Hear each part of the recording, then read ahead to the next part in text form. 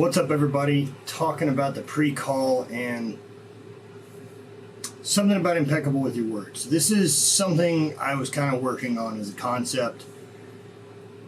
Let's look at it as a form of meditation and how I'm using it. So we've talked a bit about like the abundance practice, right? Of verbally thanking the universe for all the things in your life and everything that it's going to be bringing you.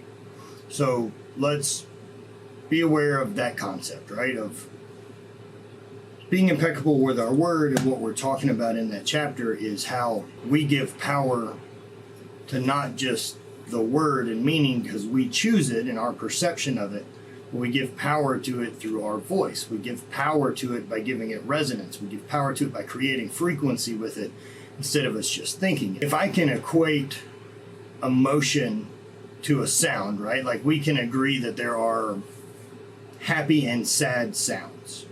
And that's fucking silly as shit. Not in the fact, but it's true, right? Like there are happy and sad sounds. We both know how that all sounds.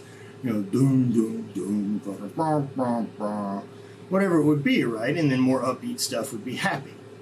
And so those are sounds. Those sounds don't have any inherent value other than what we have decided to give it. So looking at things that way, right? That if we can equate happy and sad to sound and let that play with some of our emotions, then why can't I decide a certain sound means I love you?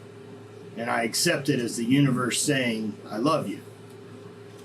So one of the things I'm doing in the sauna is while I'm doing the thank yous, thank you, thank yous, and I'm thinking about that, and I'm thinking about that ability of really trying to be impeccable with my word. This is what I'm wishing into existence.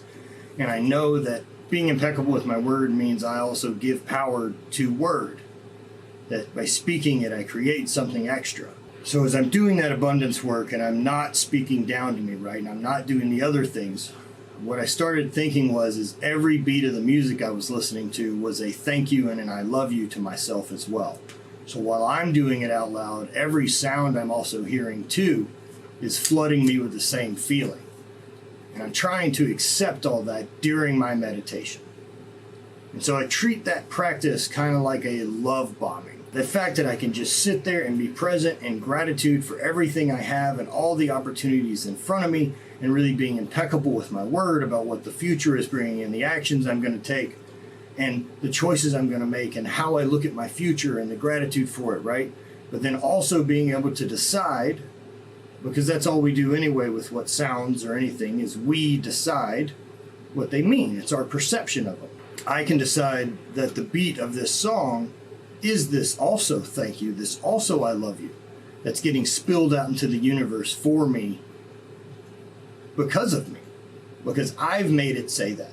Short video, since that's kind of an interesting concept. I'd like to see what anyone else thinks about that as a meditation practice for building more abundance. We'll talk about it in the call on Sunday. I think there's some stuff here with this, just being able to reframe anything we want, right? Like that's the real power of being impeccable with your word, is realizing that you've got the power to create with your voice, is that you get to use it, but using it for good and not using it against yourself. And so if I know that I can use it against myself, which we agree with, then that means I can use it for myself. And so really laying into this practice, this love bombing, no matter how silly it feels, who gives a shit? Because silly is still fun, and silly is still childlike, and silly is still believing in some magic.